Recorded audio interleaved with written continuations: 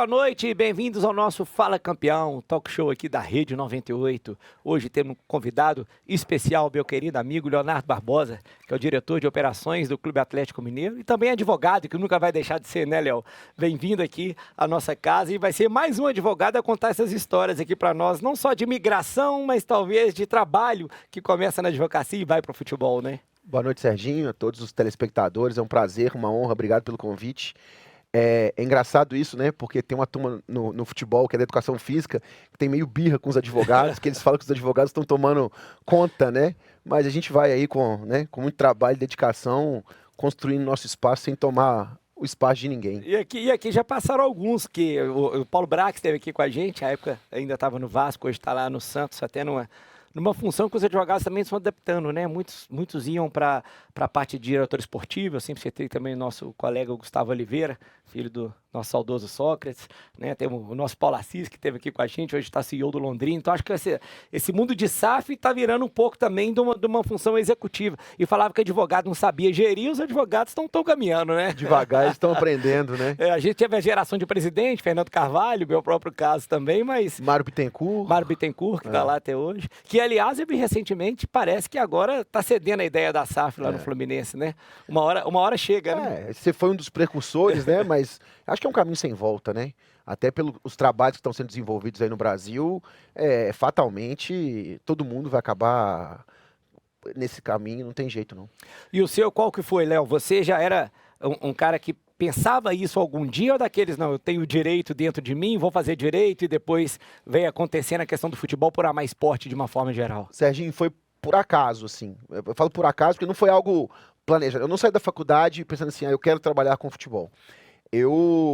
Nós somos contemporâneos de faculdade e tivemos envolvimento com atlética, né? Você também na FUMEC, eu na Milton Campos. Então eu comecei minha trajetória no esporte organizando jogos jurídicos. Fui presidente da Atlética, participei de organização de jogos jurídicos. E quando eu formei, a minha atuação no direito sempre foi na área criminal. Uhum. Então, nem no direito desportivo eu militei, nada. Sempre foi criminal. Eu fiz pós-graduação, mestrado em processo penal, dei aula 9 anos. Só que pela minha relação com o desporto universitário, com os jogos jurídicos, eu acabei tendo um interesse muito mais lúdico pelo direito desportivo, que quando nós formamos há 20 anos atrás, estava começando, ainda, né, muito incipiente. Falava quase nada de direito esportivo. Você foi um dos primeiros a escrever um livro, né? Então, assim, e aí você falou aí do Paulo Brax, né, Lucas Ottoni, eram pessoas que lá atrás estavam começando, e são todos da nossa geração, assim. Então eu gostava do direito esportivo pela relação que eu tinha e comecei a conviver com as pessoas. Eu ajudei a organizar um seminário, isso lá em 2007 ainda.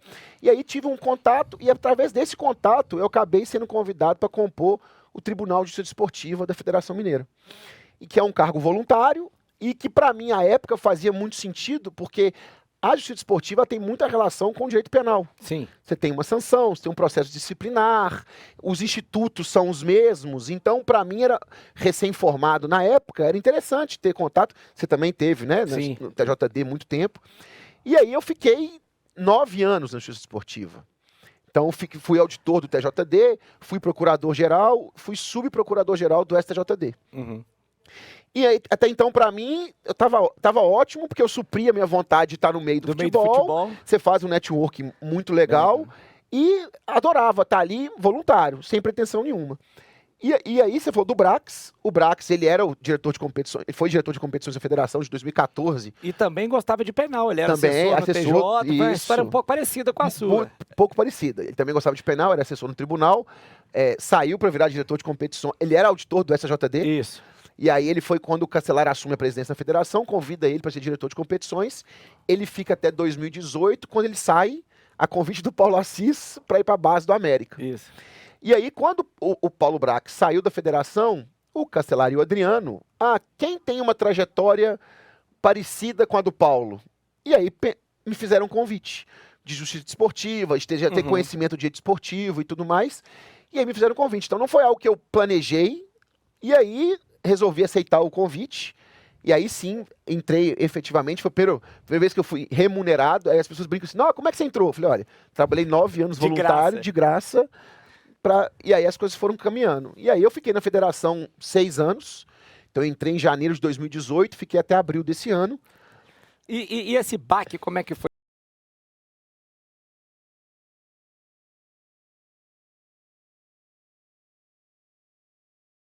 No caso do Paulo, você vira um CEO, um cargo administrativo, você consegue fazer cursos de gestão, essas coisas. Eu acho que direção de competição é uma coisa muito específica, né? A hora que você cai num negócio daquele ali, como é que foi para você falar de repente, pô, agora eu já não tô mais o tempo inteiro no meu escritório, eu tenho que assentar aqui e receber gente do interior o tempo inteiro, pensar em competição. E a gente também só enxerga muitas vezes o futebol primeira divisão, que é o lindo. Mas você deve ter passado, acho que chegou, alguém já me falou que a Mineira dava 15 competições, da estudo, ou isso era lá, quantas competições você A gente tem 12 competições 12, aqui. Entre amador, base e feminino, né? Sim. Como é que foi isso? A hora que você chegou lá, olhou para isso tudo e falou, gente, isso aqui é uma coisa que é difícil você estudar para isso, você tem que entrar e aprender. Exatamente. Não tinha, eu lembro que assim, quando eu entrei, eu fiz o matrícula no curso de gestão da CBF, você também fez, né? E aí tinha um módulo no curso de gestão que era de organização de eventos e tinha uma aula só sobre competição. E aí foi até engraçado, porque eu fui para essa aula com muita expectativa. Pô, esse aqui é o meu módulo. E a aula foi rasa, assim, sabe? Foi vazia. E aí, como é que foi engraçado? Era o Michel Matar, o coordenador na época. Aí eu fui pro Michel, olha, eu escrevi um e-mail para ele, falei, Michel, eu acho que você... Pô, foi legal isso aqui do módulo, mas assim... eu acho que você podia trabalhar melhor, assim. Chama essas pessoas aqui para falar, que eu acho que você vai ter um... Falei, eu não vou fazer uma crítica, conteúdo. Eu não vou simplesmente criticar, eu vou dar uma solução para ele. Ele pegou meu e-mail, olhou e falou assim, cara, adorei sua sugestão, você quer dar aula? E aí, desde então, eu dou a aula no módulo, entendeu? Eu até falo toda vez que eu vou dar aula na CBF que eu tenho uma responsabilidade grande, porque eu fui aluno, então assim, aí você começa... Mas eu fui correr atrás de curso de gestão, não só gestão desportiva, mas gestão como um todo, e outros cursos. Fiz o curso de estratégia de finanças da CBF também, para tentar, isso aí, ter cada vez mais conhecimento e know-how, porque nessa função de diretor de competições, você lida com todo mundo, né? Você lida com clube, você lida com patrocinador. De primeira divisão até uma realidade do amador que não tem nada. Eu lidava com 90 clubes. Se você for pegar todas as competições, mais ou menos 90 clubes. Então você lida com 90 presidentes de clube, de todas as classes sociais, de todos os níveis de alfabetização. Então você tem que ter muito jogo de cintura. Muitas vezes você é o chato, você tem que falar o não, porque você tem que fazer cumprir o regulamento. Então, assim, ter um jogo de cintura é muito difícil, tem que ter muito tato para fazer isso, mas é muito gratificante também, é desafiador, estressante. Minha esposa fala que quando eu entrei eu não tinha nenhum cabelo branco. Eu saí agora, eu quase não tenho cabelo preto. Eu tava quase igual você, foi só sair da presidência do Cruzeiro que ficou tudo preto de volta. É impressionante. Mas é inerente um pouco ao futebol isso, né? Agora, você também, como auditor, você também criou uma carreira acadêmica muito legal, né? Que a gente foi colega nisso também, é uma coisa que você sempre gostou, você acabou migrando um pouco depois, você deu aula de direito penal e foi pro desportivo, depois até sentindo falta dessa carência que existe da matéria mesmo, que não está no currículo normal da faculdade, né? Acaba que assim, a gente fala que não é nenhuma audácia a gente falar que nós somos precursores do direito esportivo em Minas. Claro que a gente tem alguns decanos, né? Roberto Vasconcelos, Sim. Rodrigo Teixeira, mas assim, nós... Tomás Matos de Paiva. Então, assim, Antônio Sérgio, né? A gente tem vários decanos, mas nós participamos desse processo. Então, assim, eu lembro que em 2014... o Paulo Brax, junto com o Luciano Brustolini, eles criaram a primeira pós-graduação em direito esportivo do Cedim. O Léo Máximo também já. E aí o Léo depois veio e hoje ele é um dos coordenadores junto com o Luciano. O Brax acabou saindo, mas o Léo e o Luciano tocam hoje. Eu dou aula desde a primeira turma. E faço questão de continuar dando por isso. Acho que é uma contribuição. Eu falo que assim, quem tem essa veia acadêmica não vai perder nunca. Aí você começou com direito esportivo e foi mudando depois. Fui. Aí até hoje eu ainda dou um módulo, e é engraçado que eu dou um módulo nesse curso do Cedim de justiça desportiva. E eu falo com eles assim, me deixa, porque eu gosto tanto, que é bom que eu ainda mantenha algum tipo de... Aqui. E eu mantenho algum tipo de relação, porque é algo que fez parte da minha vida durante 9 anos, então assim, eu gosto, adoro, então, pra mim ainda é bom estar no dia a dia, assim, sabe? Então eu dou aula nos cursos da CBF, no do Cedim, e aí eu satisfaço minha veia acadêmica. Acadêmica, mas o engraçado é o que você falou, às vezes você não pensava em trabalhar com futebol, mas na hora que chega o convite também, você fala, opa, às vezes é a porta de entrada que precisava e que eu queria. Né? Isso, assim, eu não foi o que eu esperei, mas quando eu cheguei, era irrecusável, né? É o tipo de convite para quem gosta de futebol e tá no meio, e fala, olha, vambora. E a área técnica chegou a pensar, porque você deu um exemplo aqui, que eu lembrei, o Lucas Ottoni foi um que fez esse movimento, mas acabou voltando, né? Ele saiu do direito, ele foi gerente no Havaí, salvo engano, de futebol, e voltou depois, né? Sim. Isso é uma coisa que às vezes mexia com você um pouco, você que gosta, é estudioso, assiste muito jogo. Falar que não passou pela minha cabeça é mentira, porque acho que todo mundo tá no meio, no fundo, a área técnica é a que mais seduz. É porque é a que acaba mais aparecendo de alguma forma também. Só que eu não tive nenhuma... Assim, eu acho que não tive um convite que me fizesse brilhar os olhos. E assim, hoje eu não tenho dúvida que essa parte de operação me agrada mais, sabe? Algo que faz mais sentido com a minha formação, com a minha carreira. Então, quando eu recebi o convite do Atlético, eu não tive dúvida. Eu falei, olha, isso... E essa questão do esporte, você sempre gostou dela, né? Porque a gente, em 2020, fomos juntos assistir um All-Star Game na NBA, né? Lá em Chicago, logo antes de fechar tudo por causa da pandemia. Talvez tenha sido... A minha foi a última viagem que eu fiz, que aquilo foi em fevereiro de 20, em março já fechou. Mas ali eu já via que você já tinha esse interesse em outros eventos desportivos, outras coisas. Total. Né? Ali, pra mim, eu brinco que ali foi um MBA que a gente fez em uma semana, né? De organização de evento, porque é algo completamente fora da curva, né? Assim, ver que a gente está muitos anos atrás e tem muito para a gente fazer para a gente poder atingir aquele nível de excelência que os americanos fazem, mas não tenho dúvida que aquilo ali já mudou muito a minha cabeça e me ajudou muito dali para frente em pensar, né? Tanto organizar as competições, tentar trazer um pouco do entretenimento, pensar na experiência do torcedor, né? Como um cliente mesmo, aquilo mudou muito a minha cabeça. E sempre que você viajou, você já era curioso em fazer esse tipo de coisa? Sempre. Visitar estádio, assistir outros tipos de jogos? Para quem gosta de futebol, né? Assim, acho que eu não lembro de uma viagem que eu fiz que não incluía uma visita ao museu ou assistir uma partida de futebol. Acho que sempre na minha vida teve. Agora é bom que... Agora não tem nem mais desculpa. Você vai viajar com a esposa? Não, eu tenho que ir porque faz parte do trabalho. Eu trabalho com isso agora. Isso. Agora ficou mais fácil. E a gente vê que nós ainda temos muito a avançar, né? De uma forma geral no futebol brasileiro, né? Se a gente pegar hoje, por exemplo... Eu fui recentemente à Argentina e vi o show que está o Museu do River hoje, por exemplo. Não se compara com o Museu do Boca, que é outro grande time que tem lá. E você vai ver no Brasil, talvez a gente tenha nesse nível de excelência só o da CBF.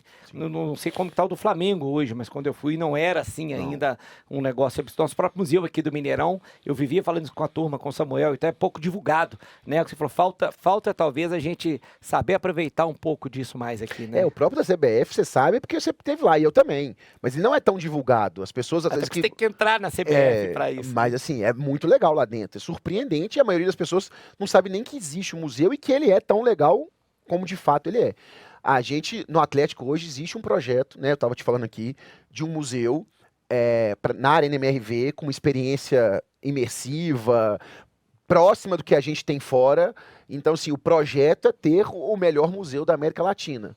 Ele depende, né, de verba incentivada, de algumas questões. É algo a médio prazo, mas já está saindo do papel. E eu não sei como é que isso funciona fora. Aqui ainda tem essa facilidade da verba incentivada. Porque você pega essa comparação, eu fui levar meu filho nos dois. Eu lembro que o Museu do Boca, acho que eu paguei 15 mil pesos, o do River 150 mil, era 10 vezes, mas o do River estava 10 vezes mais cheio.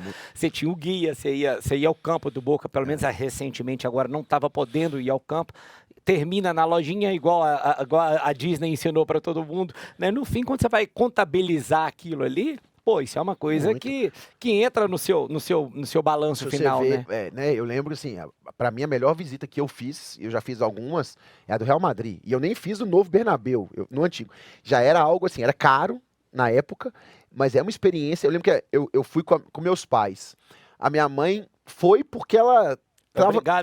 foi obrigada a ir. No final, ela falou, foi um dos passeios mais legais que eu fiz na viagem. E você sabe que é o segundo ponto turístico da Espanha, só perde para o Museu do Prado. Sim. É uma coisa alucinante pensar isso, né? E agora com o novo, então, porque quando você chega naquela sala de troféu, com aquelas milhares de Champions, já é, né? Então, assim, é uma experiência, não tem ninguém que sai impactado. Então, assim, é uma receita que está aqui e que, de fato, ela é mal explorada. A gente tem muito a melhorar. E daí que quando você recebe esse convite para o Atlético, que você fala, pô, talvez isso aqui é uma área que eu vou conseguir ainda colocar mais ideias, porque o Atlético nesse momento, arena recente, né, um ano e pouco aí que está funcionando, enfim, ali que você falou, pô, pode ser modelo SAF, com empresários no comando, pessoas de visão no comando, você sentiu que talvez aqui eu possa dar mais passos dentro do futebol? Total. É um daqueles, né, assim, o desafio de gerir a operação do Arena, né, da mais nova arena do país aí, hoje faz um ano, né, inclusive, da inauguração, na nova estrutura de SAF, com visão profissional, com planejamento estratégico sendo feito, foi um dos convites irrecusáveis que eu tive na minha vida. Você já chegou com aquele caderninho pronto, cheio de coisa para poder fazer sugestão? Sugestão do que algumas, você quer fazer? e já fizemos algumas, assim, né, a gente já... o show de pagode no pré-jogo pode botar na minha conta, inclusive. Não, mas que isso aí você já tinha feito aqui no Campeonato Mineiro. Já tinha. Que, aliás, é digno também de parabéns. Na final única, né? Eu já te falava isso também. Eu acho que algumas coisas legais que foram feitas é o show, é a própria modelo da taça, que é bacana pra caramba. São coisas que podem parecer detalhes, mas que contam no final. Valorizam muito o campeonato. Não sei se quantificar isso, talvez na venda de um patrocínio depois, mas eu acho que você consegue demonstrar esse tipo de entrega naqueles vídeos que são feitos depois, né? Total, e você dá visibilidade, você gera engajamento, você gera interesse, né? Então, assim, a gente conseguiu aí implementar os shows na esplanada da arena, que era algo que era subutilizado, e os resultados estão bem legais, as pessoas estão entrando mais cedo, facilita a operação, você vende mais no bar, né? Você gera engajamento, a gente conseguiu vender para o patrocinador a ativação do palco, a gente está investindo muito, né?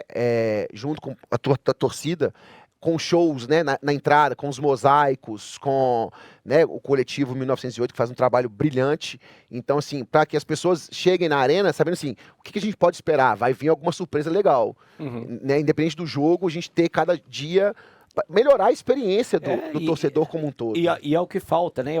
Eu digo assim, eu gosto muito de jogo de futebol americano. E aí, quando a gente chega lá, eles abrem 4 horas antes. Eu gosto de chegar 4 horas antes, para ver todas aquelas brincadeiras lá, você se divertir daquele jeito. É isso que você vê essa realidade aqui, a gente vai conseguir fazer. Porque, obviamente, a gente sabe que tem uma diferença também, né, Léo? Até econômica. Às vezes o cara vai estar do lado de fora e ele vai comprar um latão de cerveja a R$5. Se ele entrar num negócio desse, ele tem que comprar o do patrocinador, que é 15.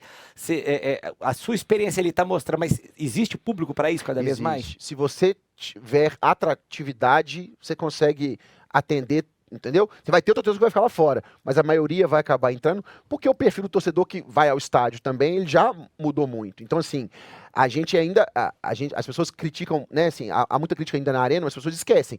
Nós estamos operando há um ano. Então, assim, há muita coisa a ser feita. Então, a gente tem um projeto para Esplanada, por exemplo, que ainda depende de habits, de autorizações legais, para transformar a Esplanada numa área com telão, com cadeira, com mesa, com palco para show, para que as pessoas possam frequentar ali e ser um ambiente agradável para a família. Tanto só que no Brasil nada é fácil, né? Esse que é o problema. Eu já falava, entrevistei aqui o tanto que o meu querido Xará, ex-presidente do Atlético, sofreu para fazer um grande evento dentro de Belo Horizonte, né? Existe uma mentalidade muito fechada para isso ainda. Outra mentalidade fechada, que eu quero ouvir sua opinião como agora um expert nesse assunto. Eu fui até questionado no podcast que eu participei recentemente, que vieram me questionar esse negócio de preço de ingresso, essas coisas e tal. Eu falei, olha, eu tenho uma opinião muito clara, até como presidente de clube que fui, embora eu tenha pegado isso numa pandemia, numa situação mais diferente do meu clube naquele momento. Mas eu explicava que isso é uma realidade do futebol, que lá fora quem tem mais poder aquisitivo é quem vai ao campo. Sim. E aqui muitas vezes essa é a pessoa que prefere o pay-per-view, por causa de segurança ou por causa até de entrega, que aqui não tem tanto. Você vê que com essas arenas, com o Allianz Parque, com a própria Arena MRV, com outros estádios mais modernos aí, a gente pode uma hora caminhar para isso, para que o estádio realmente seja um ambiente com um restaurante para você ver jogo, ou mais de uma opção de restaurante, com show, e que às vezes o ticket vai ficar mais alto naturalmente mesmo? Sim, isso já acontece, e o que a gente está tentando fazer é mesclar isso. Então, por exemplo, a gente tem um restaurante, a Arena vai inaugurar um restaurante até outubro, com vista para o campo, com uma experiência, sabe, diferente, com um cardápio especial. Então, a gente está tentando cada vez mais setorizar o estádio para conseguir ter setores de baixo custo e setores premium, porque aí você consegue manter um ingresso mais baixo num setor específico. Você atende quem tem essa demanda. Isso, e você compensa nos outros setores. Que, aliás, pelo que eu lembro que eu li e estudei, o grande diferencial de monetização que o Bernabéu fez recentemente foi aumentar as áreas VIPs, né? As áreas premium. É isso. Vender camarote corporativo, fazer outras coisas. Então, assim, a gente é muito cobrado, inclusive, pelos donos, e a tendência é que cada vez mais a gente tenha mais setores. Então, vou pegar o setor, vou te dar um exemplo, pegar o Mineirão, por exemplo. Você tem o setor vermelho, né, na lateral. O meio do setor vermelho, você tem uma visão melhor do que a lateral. Então, o meio é um setor premium. Então, a gente vai setorizar quase que por blocos. Então, a gente vai caminhar para isso. Então, você quer sentar centralizado? Você tem que pagar mais caro porque vai sentar um pouco mais lateralizado. Então, e fazendo isso, você consegue manter, por exemplo, atrás do gol, para as torcidas, o ingresso mais baixo, porque você compensa nas áreas premium. E pensar outra coisa, né? Até a disposição de sol também. Aqui o Mineirão, por exemplo, se eu tô vermelho, se jogar de tarde, o sol bate lá dentro do camarote. É o leste na arena, inclusive. Você não consegue fazer algo muito diferente disso. Então, assim, a gente, com essa setorização, você consegue ainda... Então, assim, a gente tem essa demanda e a gente vai sempre atender a torcida, as organizadas, que são muito importantes para o clube, mas sabendo dessa necessidade de você aumentar o ticket médio, porque você aumenta o custo e você cada vez mais tem uma pressão por receita maior, por investimentos maiores, isso passa por aumentar a receita. Então, a gente tenta equilibrar isso. Assim, nós não vamos perder um setor popular, nós vamos continuar tendo. Mas a tendência é a gente setorizar cada vez mais. E eu falo assim, quando você faz bem feito, essa visita ao estádio do River recente me deixou muito assim, porque eles fizeram um estádio para 86 mil pessoas, que vai até sediar a final da Libertadores. Sim. Ele até está em reforma ainda. Eu estive lá, deve ter um mês, mais ou menos. Mas vai contra tudo que as pessoas falam de o estádio é muito grande e não comporta mais. Se tem entrega, tem demanda, né? O Flamengo vai construir um estádio para 80 mil pessoas. Então, assim, você tem... né? Se você tiver... Se for atrativo, as pessoas vão. Então, a gente tem que transformar a experiência na melhor possível. Agora, assim, é aquele negócio. Quando a gente foi lá na NBA, né, o Rodrigo Vicentinho, o CEO da NBA, ele me falou uma coisa que eu nunca esqueci, eu sempre trago para mim. 1% dos torcedores, dos fãs de basquete, vão ter oportunidade de assistir um jogo da NBA no estádio. Então, eles têm que pensar a estratégia para os 99 que nunca vão ter aquela oportunidade. Então a gente tem que entender o seguinte, de fato, quem vai para o estádio é uma parcela muito pequena do restante do clube. Ele tem que ter mas a gente tem que pensar no todo. Agora, de fato, o estádio vai ser para essa parcela pequena. Falo de time de 7, o Flamengo, então, que são 42 milhões de torcedores. Botar 80 mil, faz a conta, é 0,5%, não é nenhum que vai conseguir ir ao estádio. E eu acho que daí que vem esse raciocínio também. Eu também tenho uma frase que eu cito muito, que o Rodrigo me falou. Não sei se você estava do meu lado essa hora que ele perguntou: o que a NBA vende? E eu falei, basquete, né? Qual que era? Ele falou, não, a gente vende conteúdo. Né? Então, quer dizer, a gente está o tempo inteiro preocupado nisso, em produzir e entregar. Isso é uma coisa também que hoje você busca fazer bastante, fazer câmera diferente, conteúdo aqui diferente para poder levar para fora, ou acaba que na sua área você tem que preocupar mais só com a operação mesmo hoje? Na minha área específica, a gente cuida mais da operação. Claro que a gente conversa o tempo inteiro com o comercial, com a comunicação, para tentar gerar novos produtos, novas experiências, mas isso fica a cargo mais da comunicação com o comercial, mas a gente acaba contribuindo, né? A gente tem muita reunião de diretoria, entendeu? Toda semana, para poder discutir e trazer novas ideias. Existe muita coisa a ser feita na arena ainda que pode gerar monetização, então a gente está construindo isso. Do que você já visitou fora, quais são as referências? Você falou que o Bernabéu Novo você não conhece, mas do que você já conhece, o que você tem como referência de falar assim, esse estádio no quesito acessibilidade, no quesito segurança, no quesito entrega de comida, isso aqui, ou que te marca em cada um desses diferentes que você já visitou? Assim, o do Tottenham, eu acho que dos que eu vi no geral, a entrega mais completa. Mais completa, mais novo, mais moderno, ele é impressionante. Eu não conheço lá. Vale a pena, ele é assim, muito fora da curva. E assim, na NBA, né, eu tive uma experiência muito... Tudo bem que é menor o ginásio e tal, mas do Orlando mesmo, você compra no aplicativo, escolhe, eles te entregam na cadeira. Então, assim, isso é um nível de atendimento, assim, uma coisa é fazer pro estádio, num ginásio para 15 mil, outra coisa é fazer para 50. Mas a NFL repete isso também, não é algo impossível. Não é algo impossível. Cara, que nós estamos falando tem que ter uma entrega de internet muito boa, que às vezes aqui no Brasil a culpa não é do estádio, às vezes é até da parceria, mas na hora que entra todo mundo você não consegue. Mas na arena tá funcionando, sabia? A internet tá perfeita? Tá, perfeito. Então aí já dá para você não, a gente já consegue fazer. Mas assim, a gente tem muito de experiência, de você ter a melhor experiência possível, porque a pessoa vai querer voltar, a pessoa vai falar, e isso aumenta o ticket médio, aumenta o consumo, e aí aumenta a receita, e com a receita você consegue... É o ciclo virtuoso, Total. né? E é o que a gente falou, acho que não é nem só, voltando à discussão do ingresso caro, eu vejo muita gente levar para o viés de que ela tem que comprar ingresso caro para pagar elencos caros. Eu não vejo essa correlação tão direta. Eu falo, você tem que comprar ingresso caro para entregar uma boa experiência dentro do estádio. E outra coisa, você tem que ter, na verdade, estádio cheio. Então, às vezes é melhor você comprar um ingresso mais barato e botar 40 mil pessoas do que comprar caro e ter 20. Mas é porque eu tenho uns saudosistas que às vezes quando a gente vai discutir isso, falam comigo, eu preferi o Mineirão que você ficava em pé, que você comia tropeiro. Fala, beleza, mas como é que você leva seus filhos de 3? E eu levo muito, são mais velhos, mas eu levo minha filha, meu filho. Você não consegue passar 90 minutos durante o jogo em pé, aquela insegurança de ir ao banheiro se não tiver um negócio bem feito. O público mudou, né, Serginho? O mundo mudou. O mundo mudou, o público mudou. Então, assim, nós fomos acostumados a sentar e assistir o jogo. Nós não somos a geração multitela. A geração jovem hoje não consegue ficar 90 minutos... olhando para aquilo ali não só. Não aguenta. Então é isso. Você tem que ter a outra tela aqui, você tem que ter uma internet boa para ele poder... Se botar seu filho sem internet 90 minutos, ele pede para ir embora. Não, em pé. Só em pé o tempo inteiro. Em pé sem assistir, porque você vai ter que botar no colo, porque os adultos estão em cima... E aí você vai ter que fila para entrar, fila na porta, empurra. A paixão não segura mais. A nossa geração de ir ao estádio é outra, mas a de curtir hoje em dia já é uma coisa completamente diferente. Completamente. Né? Então a experiência é outra. Então, assim, e achar que a paixão pelo clube vai fazer com que a pessoa continue indo aos estádios, não acontecia com a gente. Não acontece. Isso aí já está fora de moda. Exatamente. Vamos voltar daqui a pouquinho, Léo, com essas e com outras discussões aqui boas para a gente poder aprender e aprofundar cada vez mais nesses debates que eu acho que são fundamentais. Temos que dar um breakzinho rápido. Você fica aí, já a gente volta com Fala Campeão.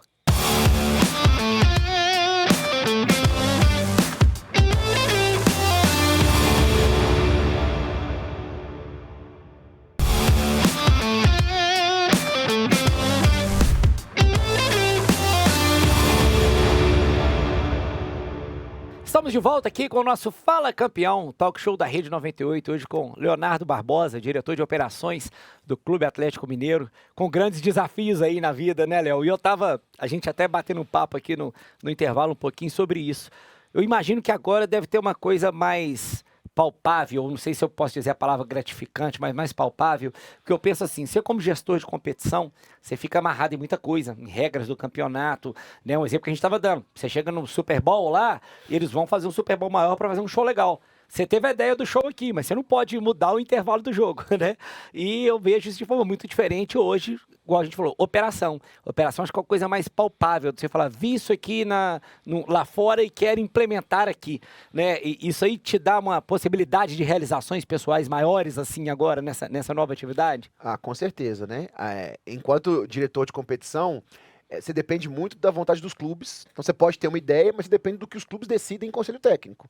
Então, o sucesso da competição, ela passa muito o que foi decidido pelos clubes. A gente, como federação, você sugere, você orienta, você aponta o caminho, mas quem decide são os clubes. Então, você pode ter uma ideia brilhante, trazer os clubes assim, não quero fazer, e ter uma ideia que na prática vai ser péssima. Então a gente fica muito engessado. Então assim, né, a gente teve lá a final única, né, de 2022, que eu falo que é um case de sucesso e que por questões contratuais e por decisões dos clubes não se repetiu. Então você fica com certeza mais engessado. No clube, eu tendo orçamento, né? E a gente pode, eu brinco que o céu é o limite, a gente consegue fazer. Então, por exemplo, teve ideia, vamos fazer o show? Vamos. Sentamos, montamos um projeto, apresentando um patrocinador, cara, topo fazer. Fizemos, testamos, deu super certo, agora eu acho que é algo que vai acontecer pra frente. Então, isso te dá um pouco mais de maleabilidade. E sendo que a final única, para mim, toda a competição é fenomenal. Tanto que hoje, né, a gente tem a Conmebol nesse caminho, a taça... A Champions? A a Conmebol, digo de uma forma geral, mas a Taça Libertadores e a Sul-Americana, todos os dois com aquele sorteio antes, de em qual lugar que vai ser, e acho que isso mobiliza muito, a gente vai desmistificando as coisas, né? Quer dizer, o Champions é fácil, porque é tudo perto, o europeu tem dinheiro, mas aqui estão lotando todas as finais, né? Você chegou a estar em alguma aqui já? Eu fui no Maracanã, de 2020, foi o Santos e Palmeiras. Santos e Palmeiras, eu fui também. Era reduzido, né? Mas não assim, tinha oportunidade de fazer muita coisa. Foi logo que estava da pandemia. Na volta da pandemia. Isso. Mas assim, lá em 2022 a gente tinha, né? Assim, a gente tinha uma facilidade, porque o Mineirão era a casa dos dois, de Cruzeiro e Atlético. Então era um campo neutro, que era possível ser feito uma divisão meio a meio. Então a gente conseguiu, depois de 7 anos, fazer um clássico 50-50 e deu tudo certo. Hoje é um pouco mais complicado, porque o Atlético tem um estádio, né, tem a arena, e o Mineirão é do Cruzeiro. Então você vai fazer no final única no Mineirão, então ainda fica... Aquela discussão, né? É um pouco mais complicado, mas assim, é algo que dá para ser feito, a gente viu aí que caminha. A grande questão, na época que impediu, foi porque com a redução a forma de disputa mudou, foram reduzidas as datas. E o contrato de TV, ele obrigava 12 datas. Então, com o novo formato, você só atingia as 12 datas com a final em turno em ida e volta. Então é a questão das amarras também, que às vezes não está no clube, mas está no regulamento, está no contrato comercial, entendeu? E a dinheiro da TV ainda é a principal receita. Então, acabou que uma coisa ficou atrelada à outra. Mas pelo menos a gente teve a oportunidade de fazer, viu que dá certo e que é algo que dá para ser replicado.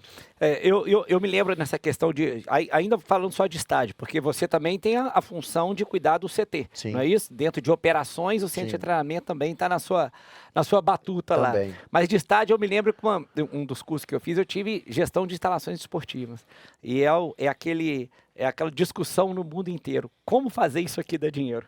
Né? E imagino que toda hora você fica olhando aquilo lá. Eu sei que tem lugares que tem um módulo só para festa de aniversário.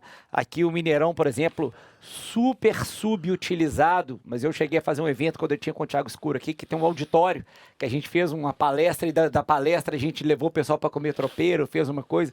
Hoje, o que você vê assim que fala, pô, isso no Brasil é pouco explorado, dá para fazer mais e eu tenho vontade de implementar? Não, a gente a arena foi feita para isso também. Óbvio que o principal é o jogo, mas ela só se sustenta com eventos. Então, o desafio é transformar a arena numa arena multiuso. Então, você ter, de fato, 5, 6, 7 lugares ou configurações para fazer eventos pequenos, médios e de grande porte. Você tem na cabeça esse percentual, mais ou menos? O que é o percentual que dá de futebol? O que é outras coisas de faturamento? Assim... algo em torno de 20% evento, 80% futebol.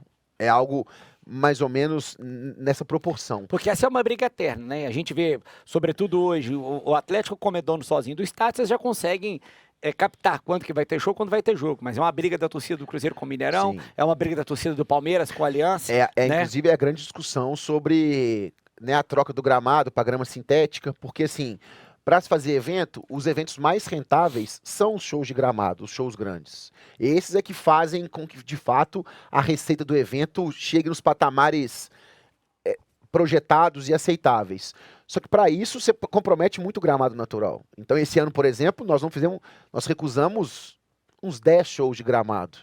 Nós estamos falando aí de 8, 9 milhões de receita, entendeu? Porque quando é show de gramado, faz o aluguel e mais participação. A maioria das coisas tem algumas coisas, sim, mas prejudica o gramado. Como a gente já está sofrendo com o gramado, então a gente optou esse ano por não fazer nenhum show de gramado. Então a gente está abrindo mão de uma receita importante. Então assim, tem os outros eventos que a gente já está fazendo. A gente vai terminar o ano aí com 50, 60 eventos na arena, entendeu? Corporativos. Isso que eu pergunto, mas hoje é só show ou tem outras coisas? Não, hoje a gente não faz show porque de gramado não. Não, de esplanada, essas coisas. A gente faz evento corporativo, palestra. Tem um auditório também, um espaço para aluga. A gente aluga, por exemplo, às vezes aluga atrás do gol, monta uma estrutura de palco e aí usa como se fosse um anfiteatro, entendeu? A parte da arquibancada, usa as outras dependências. Que no exterior faz muito evento assim, eu já participei de uns 3, acho que da FIFA, já participei de Portugal, né? De Portugal, É tipo aquilo.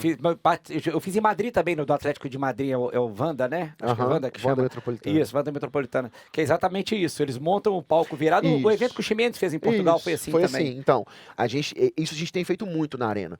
Então, nos camarotes, nos lounges, entendeu? Usando as estruturas do estádio, a gente recebe um aluguel e ganha participação no contrato de alimentação, de bebida, de segurança e por aí vai. Então, assim, a gente esse ano vai chegar aí talvez a 60 eventos menores. Praticamente o que tem de jogo. Entendeu? Mas eventos pequenos. Sim, mas não deixa de ser. Não deixa de ser. Mas os eventos grandes são os shows. Então, assim, quando o Mineirão... tem show no Mineirão. Porque, de fato, é uma receita muito relevante. Então, assim...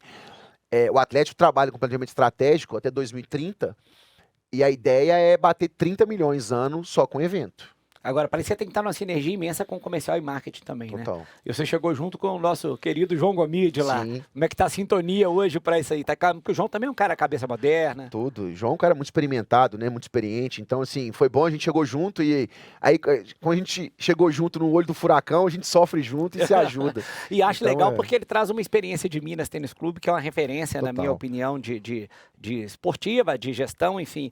E ele fez muita coisa legal, né? Fazendo ativações nessa questão dos esportes olímpicos, total. Né? Captação de patrocínio, lei de incentivo. Ele está estruturando lá o departamento, inclusive. Então, assim, as expectativas são as melhores possíveis. Que, aliás, é uma referência hoje também, o Flamengo cresce muito com essa questão de lei de incentivo. Hoje, a lei de incentivo, dentro do que você pode aplicar ali, ela é voltada mais para o museu só para a parte cultural.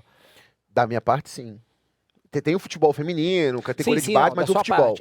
Mas da nossa é o museu. E é uma coisa que eu me lembro, eu acho que o esporte ou náutico, não sei, já tiveram um projeto de captação de mais de 10 milhões de reais aí de lei de incentivo. E acho que pouco clube tem isso aqui hoje. O Fluminense tem aquele espacinho em pé da Laranjeiras, que eu sei que ali é lei de incentivo, mas não me lembro de outro. Acho que o próprio São Paulo também não tem, acho que não tem. Santos tem. A gente tem o projeto do museu é incentivado. Então a gente está trabalhando aí para, terminando a parte executiva do projeto, algumas cartas de captação a gente já tem para pré-projeto para já tentar captar. E é uma tendência no mundo, né? Alguma hora talvez vai a sede para lá também, pretende-se fazer isso dentro da arena, é uma discussão que existe? Não, já está indo, já está em obra, inclusive. A sede da SAF vai ser transferida para a arena, se tudo der certo, em outubro. Então a SAF vai ficar toda na arena. E a gente concentra a sede, vai ter aí museu, loja, tudo na arena. Que é uma tendência mundial, né? Eu falo que é uma coisa bacana, você já teve uma vez, eu fui visitar o nosso Júlio Casares lá no São Paulo, hoje é um Morumbis, né? E realmente você sai da sala dele, se atravessa, já tem o camarote da presidência, para você poder receber as pessoas. É uma realidade aqui muito difícil, né? Qualquer jogo fora, você tem essa parte, esse palco chamado presidencial, né? Para você poder receber potenciais patrocinadores e tal. Hoje aqui é uma coisa mais isolada, eu não vejo muito essa realidade aqui no Brasil. Vocês conseguiram implementar isso lá hoje? Estamos conseguindo. E aí, nossa ideia é essa, é concentrar tudo na arena, ter todo mundo lá, porque você facilita, não fica dividido um em cada lugar, e já está ali. Então, assim, o museu vai estar lá, a loja, mega loja, vai estar lá. O campo tá ali, quer usar um camarote para fazer o museu termina na loja. Termina na loja, e assim, quer usar um camarote para receber alguém? Hoje a gente já usa, né? Você tem uma arena, facilita muito. Então, você não tem que pedir autorização para fazer. A arena é sua, você usa ela da forma como você melhor entender. Mas se tudo der certo, em outubro, a sede está pronta lá. Pronta. E a gente começou falando disso, que a gente foi citar o Mário Bittencourt, e você, como estudioso do tema de uma forma geral, eu sempre gosto de ouvir, até porque sou muito demandado, né? Qual o cenário que você está vendo hoje dessas negociações? Primeiro, se entende como positivo ou não as SAFs no Brasil, e o cenário que você está vendo disso, porque eu acho que houve uma variação muito grande, né? Eu falo que a gente teve as 3 primeiras SAFs que eu chamo as da dor, que foram obrigadas a fazer correndo, foi Cruzeiro, Botafogo e Vasco. Depois vieram vindo diversos outros modelos diferentes, até o último do próprio Curitiba, com o fundo de investimento próprio, do Atlético com os investidores chamados de casa, o Bahia com o Grupo City. Como que você vê esse cenário hoje acompanhando movimentações de mercado? O primeiro brasileiro querendo fazer, o Belintani, né? Já comprando o 3º clube recentemente agora. Qual a sua visão disso? A minha visão é a melhor possível. Eu acho que é um caminho sem volta.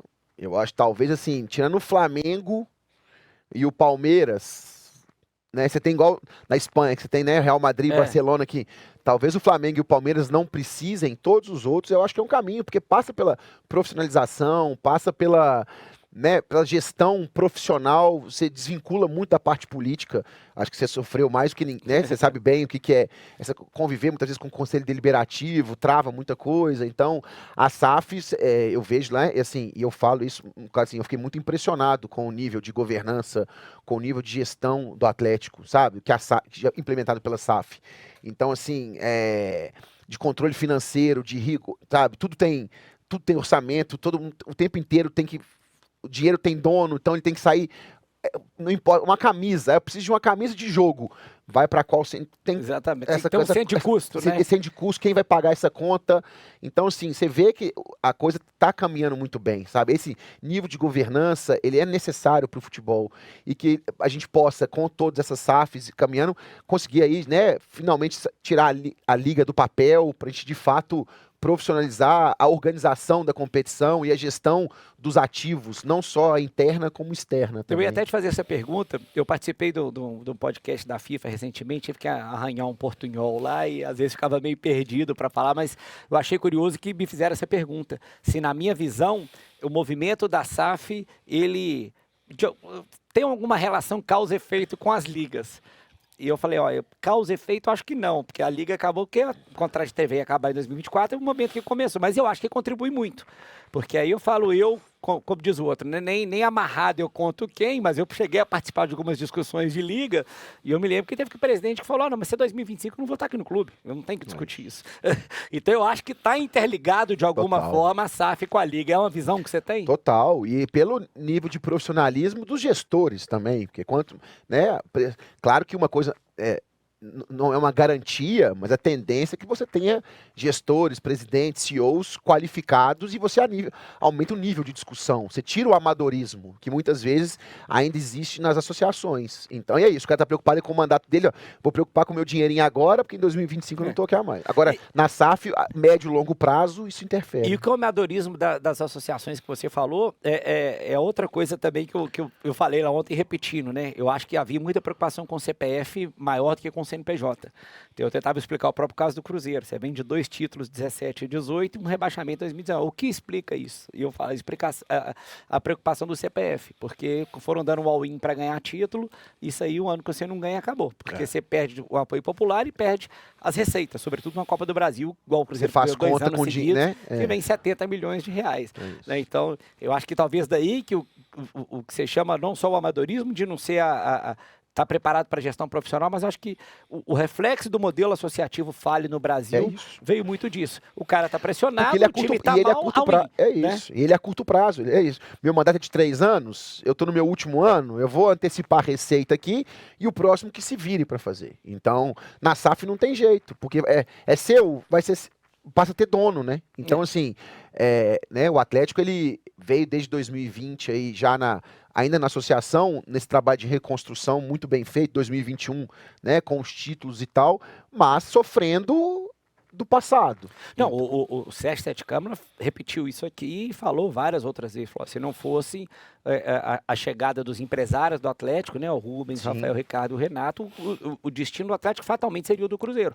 Foram os 4 que salvaram o Atlético aí num dado momento, e é o que você falou, não só com dinheiro, mas com uma implementação de um plano de gestão diferente. Total. Né? Eu acho que isso é o mais importante. Então, assim, uma associação pode dar certo se tiver governança, se tiver gestão profissional.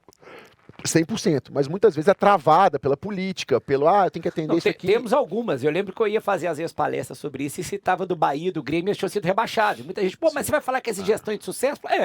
Não é porque ela foi rebaixada que está tudo errado. Sim. É uma coisa desportiva que pode acontecer, mas quem apostaria que o Grêmio, que devia ter a 5ª, 6ª folha do campeonato naquele ano, iria cair? Ninguém. Tanto é que ele voltou e foi vice. Ficou em terceiro, né? Ele subiu, ele já voltou 3º lugar, eu acho. O Cruzeiro foi campeão. Ele voltou para a Série A. No ano que ele voltou para a Série A, ele foi 3º lugar. Já foi terceiro, como o Inter foi também na época deles, até com o nosso diretor Paulo Brax. Exatamente. E como você acompanha hoje, sei que não é essa área, mas de fora vendo assim, expectativa boa para a implementação das ligas e como vai acontecer, ou você é daquela opinião ainda filosófica que só vai ficar bom a hora que todo mundo estiver junto? Não, eu acho que assim, a gente perdeu uma janela importante agora, né, nessa negociação até 2029, então deu uma Mas assim, eu acho que para a próxima rodada de negociação de direitos, espero que a gente consiga caminhar, porque falta detalhe, né? Eu acho que dá para. Eu sou um otimista. Eu acho que mais cedo ou mais. A gente atrasou aí 4 anos, mas que em 2029 a gente vai ter um cenário melhor, assim eu espero. E essa questão de liga é uma coisa que sempre me incomoda e tem muito a ver com uma coisa que você já viveu, que é a gestão de competição. E eu sei que muitas vezes a culpa é do clube também, dos clubes e da transmissora, mas eu falo que não adianta a gente ficar falando de internacionalização do futebol enquanto a gente não tiver uma competição que eu consiga ter um cenário de quanto que nós vamos jogar, né? Eu brinco é isso, a gente pegar aqui agora, nós estamos no mês de agosto, setembro de 2024, eu consigo comprar, eu vou num jogo da NFL dia 29 de dezembro em Tampa, já sei o dia, o horário e sei que é só uma catástrofe natural para mudar isso. E aqui, infelizmente, a gente consegue projetar 5, 6 rodadas para frente e olha lá, mesmo assim, às vezes muda em cima da hora. Pega agora que a gente está vendo aí Libertadores, Atlético, Cruzeiro, Sul-Americano, eu encontrei vários atleticanos na Argentina, agora a gente tem que ficar esperando comprar passagem porque eu não consigo ver um campeonato. Você acha que a Liga vai contribuir positivamente para isso? Com certeza. Ver isso para frente? Eu acho. Porque, de fato, é um absurdo, né? A gente teve o jogo, né, o sorteio da Copa do Brasil faltando menos de 10 dias para a competição. Então, assim, o jogo foi marcado da Libertadores, né? Assim, a Libertadores tem um pouco mais de folga, mas o brasileiro, para outubro, já não tem, eu não sei quando eu vou jogar. Né? Você sabe que você vai jogar fora, mas você não sabe. Você sabe se é domingo, se é segunda, se é 4 horas da tarde, se é... Eu tive um jogo mudado, o Atlético teve um jogo mudado, até jogar contra o Grêmio domingo. O jogo foi mudado ontem, o horário. Tudo mais ou menos em cima da hora. Então, assim, né? você tá com um avião fretado, sabe? E aí, o nosso fretado tava marcado para 9 horas da noite, o jogo vai ser 11 da manhã. Então, assim, vai jogar, em vez de podia voltar às 2 da tarde, não, vou ter que ficar esperando até 10 da noite, porque o jogo ia ser à tarde e foi antecipado. Tudo bem, que é para jogar lá no Rio Grande do Sul, não tem iluminação ainda, mas o problema é a data, né? Muito, muito em cima da hora. Você não sabe, você falou, você comprou um jogo, 29 de dezembro. 9 de dezembro. 4, 5 meses. Você não pode comprar um jogo em outubro no Campeonato Brasileiro. Agora, outra questão que eu tô vendo um pouco polêmica, que na sua opinião, muita gente acha também que com a Liga pode mudar, que eu vi recentemente, é a questão de arbitragem, né? Eu vi até que o presidente Edinaldo chamou uma reunião já reconhecendo. E eu vi um absurdo outro dia, o jogo Chapecoense, não sei quem, um árbitro que marcou impedimento no arremesso lateral. Não, teve no do Inter também. Teve na Série A também? Teve. Sua visão, eu sei como estudioso do futebol, vamos à Liga também, porque talvez com Liga ter árbitro profissional, aquela questão que uma coisa boa puxa a outra? Assim, eu sou um pouco mais cético nisso, porque assim, eu acho que a Liga, ela vai melhorar muito a parte comercial, de negociação de direitos, porque... mas a parte, algumas coisas eu acho que a gente ainda vai continuar atrelado à CBF muito tempo. Então, por exemplo, sistema de registro, porque você está no sistema associativo da FIFA, então você vai ter que continuar ligado. A arbitragem, eu acho que vai demorar muito para você vai ter que continuar usando a arbitragem da CBF, porque já existe um sistema pronto. Até você ter oportunidade de criar uma nova escola de árbitros para você validar, eu acho. Mas talvez aumente a pressão pela profissionalização dos árbitros. Confesso que esse é um tema que eu nunca me aprofundei tanto, mas logo que eu estava já fazendo a transição no Cruzeiro, o Ronaldo até convidou o Tebas, presidente da La Liga, participei de uma palestra que ele fez lá em São Paulo, na XP, e eu lembro que um dos impactos que eles colocavam que lá seriam esse, da Liga assumir essa questão da arbitragem, porque hoje fala que é o quê? O árbitro ele é obrigado a ter outro emprego, né? Ele não tem carteira assinada, então se a Liga com mais receita conseguir internalizar isso, consegue ter um controle maior. Mas acho que é algo para... Não é algo imediato a criação da Liga. Eu acho que é um segundo momento, porque a Liga tem que se estruturar para ter condição de fato de chamar os árbitros, profissionalizar e aí mudar. Durante muito tempo a gente vai ter que continuar usando a estrutura que existe da confederação. Eu acho assim, mas é um caminho. A profissionalização dos árbitros é um caminho, né? Eu acho que assim, até para que você cobre mais, até para que você Porque hoje o árbitro, ele treina por conta própria. Você não tem uma... Né, ele paga a academia dele, ele paga o teste físico dele, o fisioterapeuta. Você não tem uma estrutura que o... Então, assim, nós estamos no nível... Oferecida. Tem no máximo um camping no começo do assim, ano. Eu me lembro que a própria Federação Mineira faz isso. Não, faz isso faz uma palestra 3, 4 vezes no ano. Mas você não tem isso diariamente. E olha o nível de exigência dos atletas dos clubes. Então, os clubes estão estruturados e a arbitragem não está. Então, isso é algo... E agora, assim... Quando você controlar a liga e o dinheiro for seu, você consegue realocar. Claro. Hoje você depende da CBF decidir quanto ela vai gastar na arbitragem. E aí, de fato, isso é um problema. E se isso aí vai impactar aquela velha discussão que existe só para nós também, que acho que toda a América do Sul praticamente já mudou. Ao Brasil se adaptar ao calendário europeu. Você vê isso com bons olhos ou não, você que já teve em competição? Não, é muito difícil. Uma vez eu estava participando de uma discussão dessa, e falaram assim, já imaginou se o nosso calendário do futebol for calendário europeu, o jogador de futebol, durante 20 anos da carreira, nunca vai ter férias com os filhos. Você sabe quem falava isso muito? Thiago Escuro. Então, assim, nunca vai tirar férias com os filhos, porque quando ele tiver de férias, os filhos estão na escola, quando tiver férias escolares, ele vai estar jogando. Então, assim, e você tem outras questões. Na Inglaterra você tem o Boxing Day, que é o dia 26 de dezembro, tem jogo. E 1º de janeiro. 1º de janeiro tem jogo. Aqui... Se eu fizer um jogo 26 de dezembro, 1º de janeiro, não vai ninguém. Tá todo mundo na praia. Então, assim, são barreiras culturais muito importantes. E climáticas também, né? A verdade é essa. A gente para num momento que você pega um calor que faz, às vezes, no Rio de Janeiro, no Nordeste, vai fazer um jogo debaixo do sol 4 horas da tarde. Eu acho que a gente tem que... É igual se a Copa em Dubai fosse no Catar, tivesse em julho. É isso. Então, assim, eu acho que é você adaptar, a gente tem que otimizar o calendário. Né? Tem a grande discussão dos estaduais, né? E eu sou um defensor dos estaduais, porque assim, é muito fácil você discutir o calendário dos estaduais pensando nos clubes de Série A. Agora, nós temos de 700 a 800 clubes profissionais no Brasil que disputam os estaduais. Aí você multiplica isso por 20, vamos botar menos, 15 jogadores, quantas pessoas vivem disso? É isso. Então, assim, eu não posso pensar o calendário do futebol brasileiro em 20 ou 40 clubes no universo de 800. Então, agora a gente tem que otimizar. Talvez, de fato, fazer os clubes, né, os maiores entrarem em outra fase, equacionar para diminuir isso ou transformar o estadual em regional, igual já foi uma época, Sim. Tentar, né, fazer mais divisões, as outras divisões são regionalizadas. Fazer o que a Premier League... Isso. Você transformar o estadual numa série nacional, né? Isso. Igual a Premier League faz. Então, assim, série D, série E, série F do brasileiro, talvez seja um caminho. Mas a gente não pode ignorar isso, né? É o estudo que, acho que, salvo engano, não tem 5% dos jogadores que ganham mais de R$5 mil no Brasil hoje. É então, todo mundo está acostumado a ver futebol glamour, mas não sabe a dificuldade que é grande para os outros, né?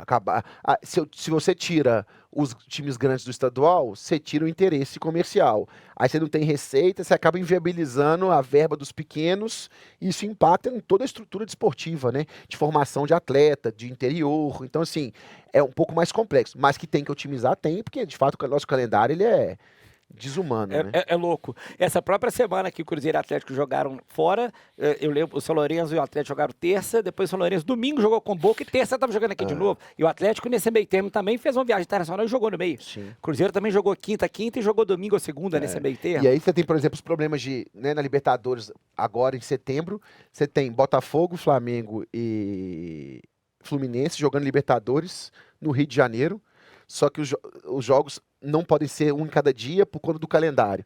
Aí teve que fazer Botafogo e São Paulo no mesmo dia de Fluminense e Atlético. Um vai jogar às 7, outras 9h30 na mesma cidade, com as 4 torcidas grandes se movimentando. Então, assim, tudo é um problema, mas a gente não tem data, você não tem... Aí acontece, por exemplo, uma enchente no sul, que você tem que adiar jogo, você olha a tabela, eu sempre digo que era o desespero de qualquer diretor de competição, asterisco na tabela.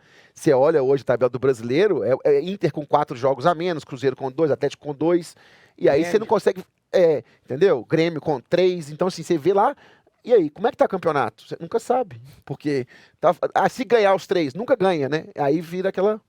confusão. Estamos evoluindo, mas muito evoluir ainda, muito, né? Muito. A gente tá muito melhor do que a gente estava 10 anos atrás, mas falta muito, a gente está no caminho. Isso que é bom, sinal de evolução. Com certeza. Ô, Léo, muito obrigado por ter aceitado o convite aí. Eu não tinha dúvida que eu falei, embora hoje diretor de operações de um grande clube brasileiro, a sua experiência, né, com competição, com direito esportivo dentro do futebol, como uma pessoa que ama o esporte de uma forma geral, eu sabia que ia contribuir muito e por isso que, obviamente, eu queria falar de você e da sua opinião sobre várias coisas que você viu aí. Tenho certeza absoluta que foi muito enriquecedor para todo mundo. Obrigado. Eu que agradeço, por ter aceitado o nosso convite. Sempre aí, uma honra e um prazer. Obrigado e parabéns mais uma vez pelo programa e por ter a oportunidade de debater esses assuntos. Sucesso, cada vez mais. Para nós. É isso aí, pessoal. Aqui fica mais um episódio do nosso Fala Campeão. Terça-feira que vem, tamo junto aqui. Te espero. Um abraço, boa noite.